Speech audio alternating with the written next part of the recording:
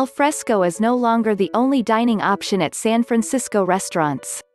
In Silicon Valley, residents can exercise inside a gym. And Los Angeles County, along with the rest of Southern California, is closer than it's been in months to removing the proverbial padlock from its economy. As daily coronavirus cases plunge, California is barreling toward what would be the widest reopening of businesses, schools and public spaces since the horrific surge of the fall and winter. But even with cases falling and vaccine distribution efforts slowly gaining steam, there are questions about whether the state is moving too fast.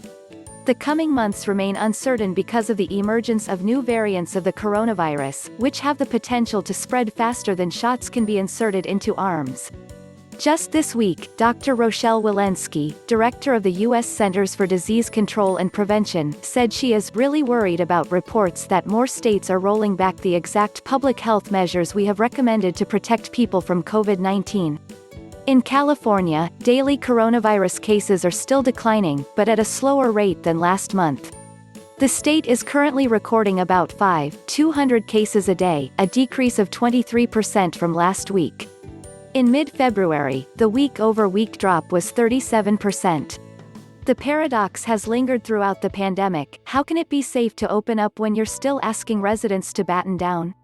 If we could learn from these things and practice moderation, not go straight from no to yes on all fronts, then maybe we can mitigate transmission, said Dr. Shruti Gohil, Associate Medical Director of Epidemiology and Infection Prevention at UC Irvine.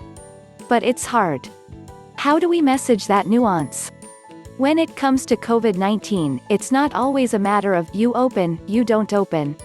Maybe you open with restrictions, she said Tuesday. That distinction, however, risks coming off as a mixed message, especially to pandemic-weary Californians eager to shed the shackles after almost a year of worry, disruption and limitations.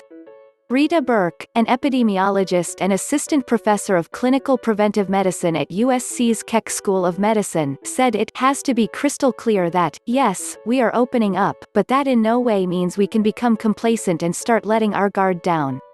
It does no good, she said Tuesday, if people just hear the first part and they're already out the door, and they miss that really important second part.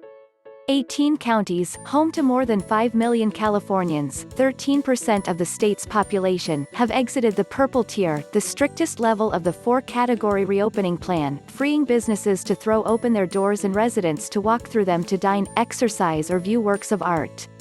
Santa Clara, San Francisco, San Luis Obispo, El Dorado, Napa, Lassen and Modoc counties were the most recent additions to that list, making the cut Tuesday.